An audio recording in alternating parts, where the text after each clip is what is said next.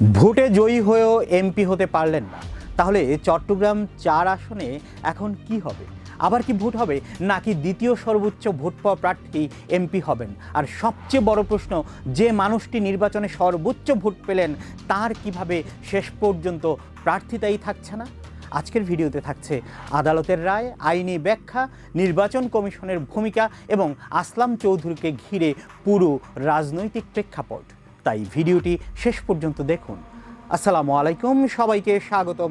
আজকের আলোচনার বিষয় এমন একটি ঘটনা যা বাংলাদেশের সাম্প্রতিক নির্বাচনী রাজনীতিতে অন্যতম আলোচিত আইনি নজির হয়ে উঠেছে। কারণ সাধারণত আমরা দেখি ভোটের আগে প্রার্থিতা বাতিল হয়, কিন্তু এখানে ব্যতিক্রমী একটি পরিস্থিতি তৈরি হয়েছে।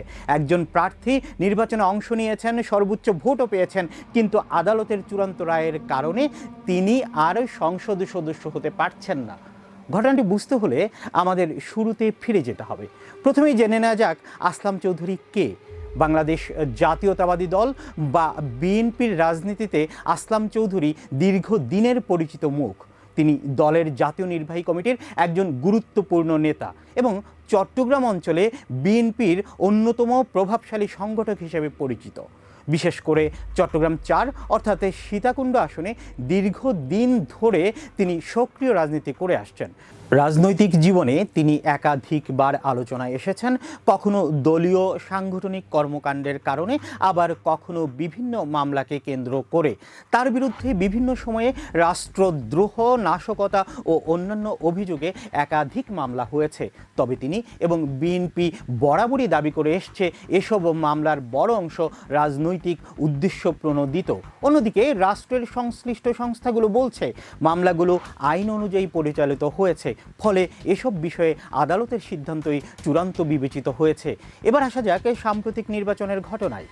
জাতীয় সংসদ নির্বাচনের তফসিল ঘোষণার পর আসলাম চৌধুরী চট্টগ্রাম ৪ আসন থেকে মনোনয়নপত্র জমা দেন, কিন্তু মনোনয়ন দাখিলের পরই তার বিরুদ্ধে একটি গুরুত্বপূর্ণ আপত্তি ওঠে।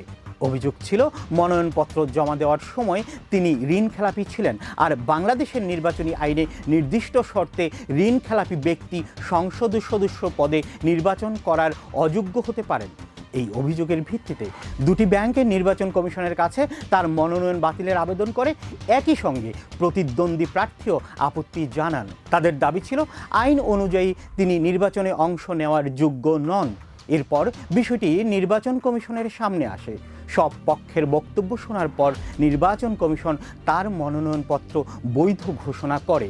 কমিশনের যুক্তি ছিল নির্ধারিত প্রক্রিয়ার আলোকে তখন তাকে অযোগ্য ঘোষণা করার মতো পরিস্থিতি তৈরি হয়নি, ফলে তিনি আনুষ্ঠানিকভাবে নির্বাচনে অংশ নেওয়ার সুযোগ পান।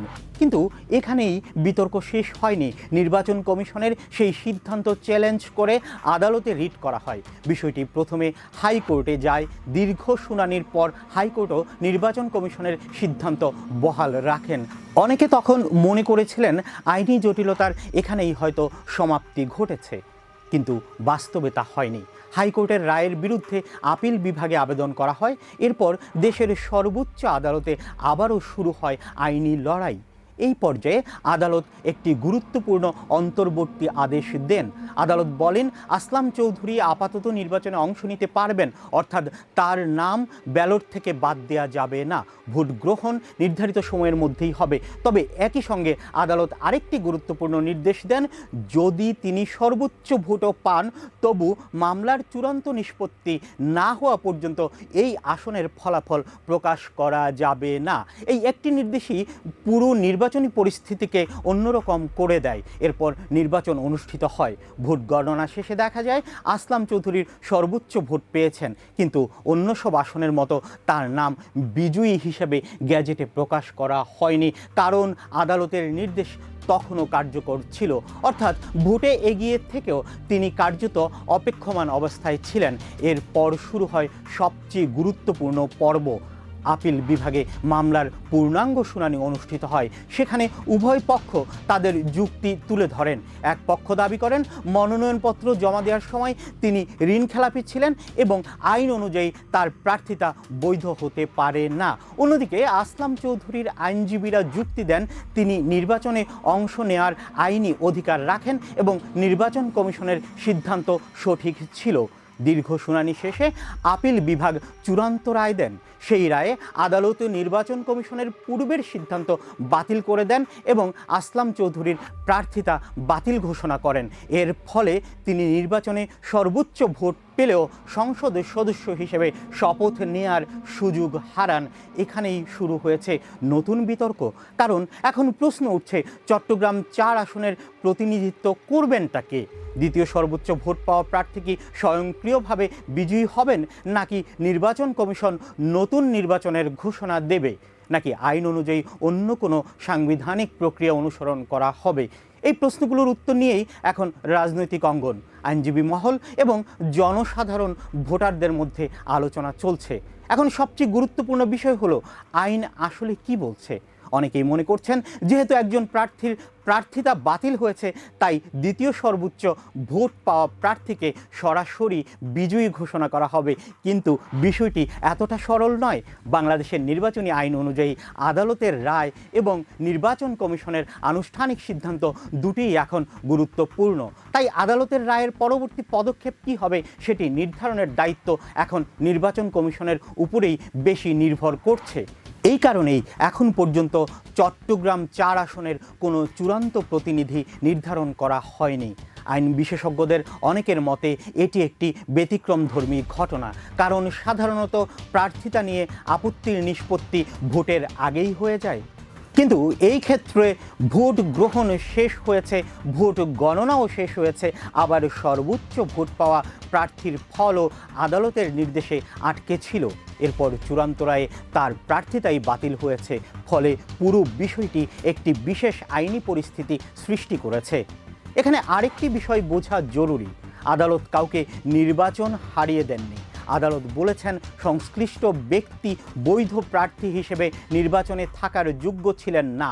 অর্থাৎ বিষয়টি ভোটের ফলাফল নিয়ে নয়, বরং প্রার্থিতার বৈধতা নিয়ে। এই পার্থক্যটাই পুরো মামলার মূল বিষয়। এখন নির্বাচন কমিশন আদালতের পূর্ণাঙ্গ রায় হাতে পাওয়ার পর আইন অনুযায়ী পরবর্তী সিদ্ধান্ত নেবে। সেই সিদ্ধান্তের উপর নির্ভর করবে আসনটিতে নতুন নির্বাচন হবে নাকি অন্য কোনো সাংবিধানিক ব্যবস্থা নেওয়া হবে। এদিকে আদালতের এই রায় রাজনৈতিক অঙ্গনেও ব্যাপক আলোচনার জন্ম দিয়েছে। একটি পক্ষ বলছে নির্বাচনী আইনের কঠোর প্রয়োগের এটি একটি গুরুত্বপূর্ণ উদাহরণ। তাদের মতে একজন প্রার্থী যদি আইনগত যোগ্যতা পূরণ না করে, তাহলে জনপ্রিয়তা বা ভোটের সংখ্যা দিয়ে সেই অযোগ্যতা দূর করা যায় না। অন্যদিকে বিএনপির পক্ষ থেকে দীর্ঘদিন ধরেই দাবি করা হয়েছে আসলাম চৌধুরীর বিরুদ্ধে আনা বিভিন্ন মামলা ও আইনি পদক্ষেপ রাজনৈতিক উদ্দেশ্য প্রণোদিত। দলটির মতে আদালতের এই সিদ্ধান্তে রাজনৈতিক প্রভাব রয়েছে, তবে আদালতের রায় কার্যকর থাকা অবস্থায় সেটি আইনি বাস্তবতা হিসেবে গণ্য হবে। সব মিলিয়ে এই ঘটনাটি শুধু একটি আসনের নির্বাচনকে নয়, ভবিষ্যতে প্রার্থীদের মনোনয়ন যাচাইয়ের বিষয়টিকেও নতুন করে আলোচনায় নিয়ে এসেছে। এখন প্রশ্ন হচ্ছে, যারা আগামী দিনে নির্বাচনে অংশ নিতে চান তাদের জন্য এই রায় কী বার্তা দিল? সবচেয়ে বড় বার্তা হলো মনোনয়নপত্র জমা দেওয়ার সময় প্রার্থীর সব ধরনের আইনি ও আর্থিক যোগ্যতা নিশ্চিত করা অত্যন্ত গুরুত্বপূর্ণ, কারণ প্রার্থিতা নিয়ে সামান্য আইনি জটিলতাও পরবর্তীতে পুরো নির্বাচনের ফলাফলকে প্রভাবিত করতে পারে। চট্টগ্রাম 4 আসনের ভোটারদের জন্য এটি একটি অস্বস্তিকর পরিস্থিতি, কারণ তারা ভোট দিয়েছেন, ভোট গণনাও হয়েছে, কিন্তু এখনও নিশ্চিত নন শেষ পর্যন্ত তাদের নির্বাচিত প্রতিনিধি কে হবেন। এখন সবার নজর নির্বাচন কমিশনের পরবর্তী ঘোষণার দিকে। কমিশন আদালতের রায় অনুযায়ী কী সিদ্ধান্ত নেয় সেটিই নির্ধারণ করবে এই আসনের ভবিষ্যৎ রাজনৈতিক সমীকরণ। সবশেষে একটি বিষয় মনে রাখা জরুরি, সামাজিক যোগাযোগ মাধ্যমে এ নিয়ে অনেক ধরনের দাবি ঘুরে বেড়াচ্ছে। কেউ বলছেন দ্বিতীয় প্রার্থী ইতিমধ্যেই এমপি হয়ে গেছেন, আবার কেউ বলছেন খুব দ্রুত পুনর্নির্বাচনের তারিখ ঘোষণা হবে। কিন্তু এখন পর্যন্ত এসব বিষয়ে কোনো চূড়ান্ত সরকারি ঘোষণা আসেনি।